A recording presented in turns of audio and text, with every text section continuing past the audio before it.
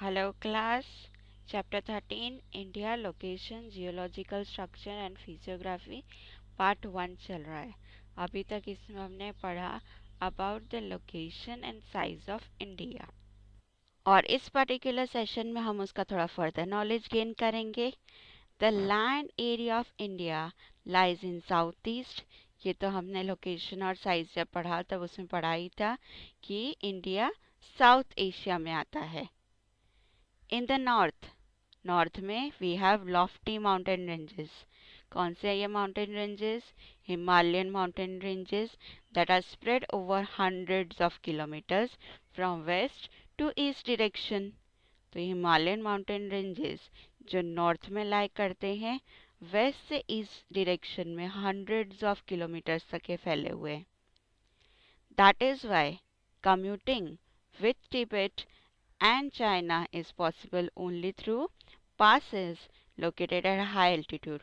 इसीलिए अगर तिब्बत या चाइना जाना हो तो हमें क्या करना पड़ता है? हाई एल्टीट्यूड में जो पासेस बनाए हुए हैं वहां से ही जाना पड़ता है। Bay of Bengal lies to the east.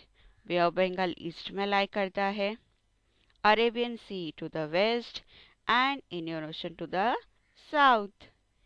The sea is utilised as sea water. और सी को हम क्या करते हैं? एज वाटरवे यूटिलाइज करते हैं।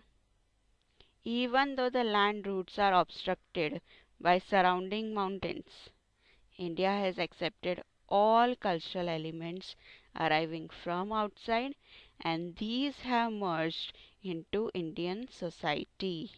और इन्होंने इंडियन सोसाइटी में अपने आप को इतनी अच्छी तरीके से मर्ज कर लिया, इंडिया ने उनको एक्सेप्ट कर लिया कि ये जो ऑब्स्ट्रक्शन है ये हमें कभी दिखाई देते नहीं है। India is in eastern hemisphere.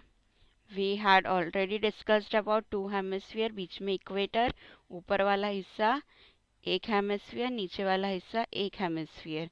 बस वैसे ही जब उसको सेंटर में से कट करते हैं तो राइट साइड वाला हिस्सा क्या हो गया? ईस्ट, एंड लेफ्ट साइड वाला हो गया वेस्ट। तो इंडिया किस में आता है? ईस्टर्न हेमिस्फीयर में आता है। India holds a strategic location in eastern hemisphere और ये लोकेशन उसका बड़ा ही स्ट्रेटेजिक है and it has strategic importance also. Oceans have contributed immensely in developing mutual relation in ancient time। ये तो हम जानते ही हैं कि जब भी किसी को एक जगह से दूसरी जगह जाना हो तो ocean was the only thing that was used that time। India had trade relation with East Africa, West Asia, South Asia, Southeast Asia। ये सारी जगह पे हमारा ट्रेडिंग होता था, चाहे वो अफ्रीका हो, एशिया का वेस्टर्न पार्ट हो, साउथ वाला पार्ट हो, साउथ ईस्ट वाला पार्ट हो, इन सब जगह पे हमारा ट्रेड रिलेशन देखा गया था। India had developed cultural and commercial relations with them due to her location. और ये जो हमारा रिलेशन उसके साथ में देखा जाता है, that is also because of location. अब देखो कहीं पे भी हमें ट्रेडिंग करना हो तो we can directly do using our ocean route, क्योंकि we have water on all these sides.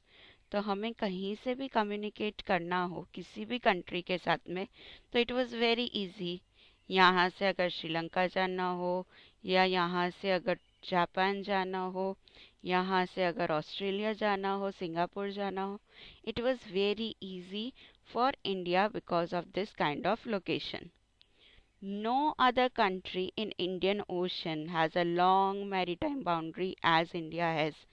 और इतनी लंबी बाउंड्री किसी भी कंट्री के पास में है नहीं।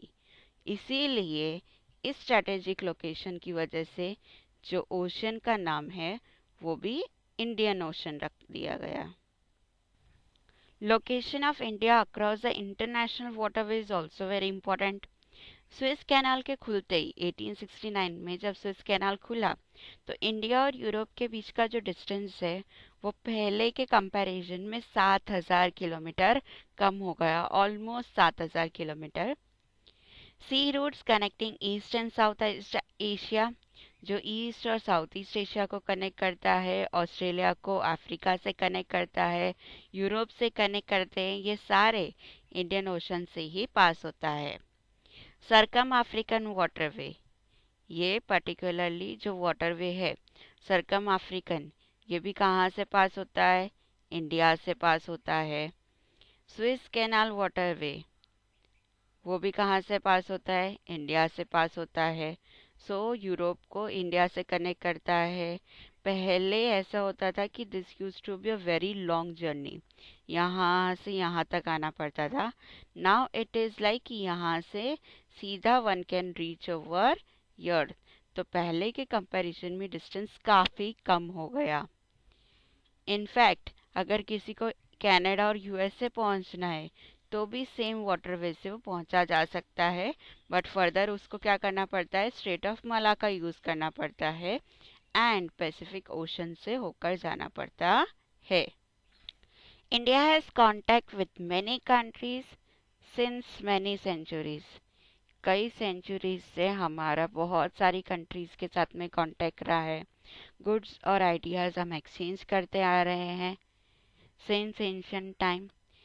कॉन्सेप्ट ऑफ उपनिषद हुआ, रामायण की स्टोरीज हुई, पंचतंत्र की स्टोरीज हुई, थेरापेटिक मेथड्स हुए, हाउ टू ट्रीट पेशेंट्स, उसके अलग अलग मेथड्स, इंडियन न्यूमेरिकल फिगर्स जो ज़ीरो हमने डिफाइन किया, डेसिमल सिस्टम, ये सारी चीज़ें कई पार्ट ऑफ द वर्ल्ड तक पहुंची है। There are 28 states and a national capital and 7 union territories in India. Now ये फिगर्स में आपको थोड़ा ऐसा लग रहा होगा कि कुछ डिफरेंस आ रहा है। सो प्रीवियसली हमारे यहाँ पे 29 स्टेट्स थे, फिर नेशनल कैपिटल और उसके अलावा 6 यूनियन टेरिटरीज थी। Then a later change came, जिसमें जम्मू कश्मीर को दो पर्टिकुलर यूनियन टेरिटरीज में डिवाइड कर दिया। तो टोटल यूनियन टेरिटरीज हमारी कितनी हो गई? एक नेशनल कैपिटल और दूसरे 8 यूनियन टेरिटरीज। लेकिन इन दिस ईयर 26 जनवरी से हमारी जो दो यूनियन टेरिटरीज थी, दीव दमन एंड दादर नागर हवेली, इसको मर्ज कर दिया गया। तो now again we have only 7 union territories in India. India has a common land boundary with Pakistan and Afghanistan in the northwest. ये हमारे नेबरिंग कंट्रीज है, नॉर्थ वेस्ट में Pakistan and Afghanistan. Then China, Nepal and Bhutan in the north east, Myanmar in the east and Bangladesh in the east. और south में we have India and Sri Lanka as our maritime neighbors. India and Sri Lanka are separated by Pak Strait and Gulf of Mannar. ये India और श्रीलंका के बीच में we can see there is sea boundary that is known as Pak Strait. Lakshadweep island, Lakshadweep island ये India का ही हिस्सा है। It is located in Arabian Sea and Andaman Nicobar island जो है they are located in Bay of Bengal. Indira Point जो कि हमारा सदर्न मोस्ट पॉइंट है, it was submerged in 2004 due to tsunami. With this, few islands of Andaman and Nicobar Islands were also submerged in 2004 into the ocean. 2004 में tsunami जब आई तो जो हमारा Indira point है, जो साउथ मोस्ट पॉइंट माना जाता था तब का, it submerged in the ocean and उसी टाइम पे अंडमान और निकोबार आइलैंड्स के भी काफ़ी हिस्से जो है वो सबमर्ज हो गए थे इन द ओशन।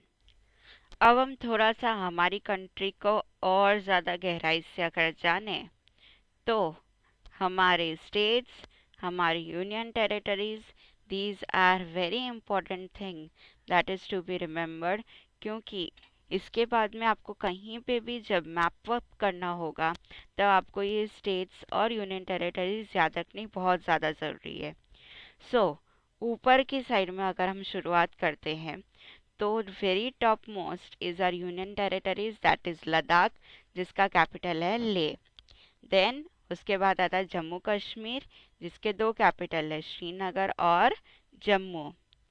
उसके नीचे हिमाचल प्रदेश, देन उत्तराखंड, उत्तर प्रदेश। नाउ ये दोनों को अगर याद रखना हो तो इट इज़ वेरी सिंपल। उत्तर का मतलब होता है north. These two states are located in the north. ऊपर की साइड हो गया खंड, नीचे की साइड है प्रदेश, तो उत्तराखंड, उत्तर प्रदेश। एंड पंजाब हरियाणा तो है ही भाई भाई, तो पंजाब ऊपर, हरियाणा नीचे। And when you will see your map very deeply, तो यहाँ पे आपको एक उल्टा डी करके स्ट्रक्चर नजर आएगा। ठीक है, छोटा सा उल्टा डी करके स्ट्रक्चर नजर आएगा। That is our national capital Delhi. अब राइट हैंड साइड में ही जब हम जा रहे हैं तो थोड़ा सा उधर ही देखते हैं। यूपी के बाजू में बिहार, बिहार के नीचे झारखंड। सो लद्दाख, जम्मू कश्मीर, हिमाचल प्रदेश, उत्तराखंड, उत्तर प्रदेश, बिहार। बिहार के नीचे क्या आया? झारखंड। और यहाँ पे बांग्लादेश के जस्ट बाजू में जो स्टेट है दैट इज वेस्ट बंगाल। उसके नीचे उड़ीसा, और एक रेक्टेंगुलर स्ट्रक्चर जो बनाता है दैट इज छत्तीसगढ़। ये क्या हो गया? छत्तीसगढ़। अब इसके नीचे अगर हम जाते हैं तो आंध्र प्रदेश, आंध्र प्रदेश का कैपिटल अमरावती। एंड उसके नीचे तमिलनाडु। अब ज़्यादातर कंफ्यूजन किस में होता है? आइदर दीज पर्टिकुलर स्टेट्स और दीज स्टेट्स। अब ये कंफ्यूजन को दूर रखना है तो हमें ये ध्यान में रखने का कि right hand side we have T and T, Telangana and Tamil Nadu. And left hand side we have K and K, that is Karnataka and Kerala. तो it would be very simple to recognise this. ठीक है, तेलंगाना, आंध्र प्रदेश, तमिलनाडु, केरला, कर्नाटका। ओके, और ये छुटकू सा ये है गोवा, देन महाराष्ट्र, और बीचों बीच सेंटर में दैट इज मध्य प्रदेश और गुजरात एंड राजस्थान। सिंपल। चलो एक बार फिर से, लद्दाख, जम्मू कश्मीर, हिमाचल प्रदेश, उत्तराखंड, उत्तर प्रदेश, बिहार, वेस्ट बंगाल, झारखंड, उड़ीसा, छत्तीसगढ़, तेलंगाना, आंध्र प्रदेश, तमिलनाडु, केरला, कर्नाटका, गोवा, महाराष्ट्र, मध्य प्रदेश, गुजरात, राजस्थान, हरियाणा एंड पंजाब। तो ये मेजर पार्ट तो कवर हो गया। अब जिसमें डिफ़िकल्टी आती है सबसे ज़्यादा वो है ये सेवन सिस्टर्स। तो शुरुआत करो ऊपर से। यर इट इज़ अरुणाचल प्रदेश, और ये सबसे बड़ा जो स्टेट है सेवन सिस्टर्स का दिस इज असम। असम के नीचे मेघालय, राइट हैंड साइड में नागालैंड। ठीक है, असम के नीचे मेघालय, राइट हैंड साइड में नागालैंड। उसके नीचे मणिपुर, देन मिजोरम एंड त्रिपुरा। थोड़ा सा कॉम्प्लिकेटेड है but practice will make you understand this. और ये जो भूटान और नेपाल के बीच में एक स्टेट आता है दैट इज सिक्किम, जिसका कैपिटल है Gangtok. And this particular thing is very important to remember. So here, what you will do after this session is clear this particular map in your mind very nicely. Thank you.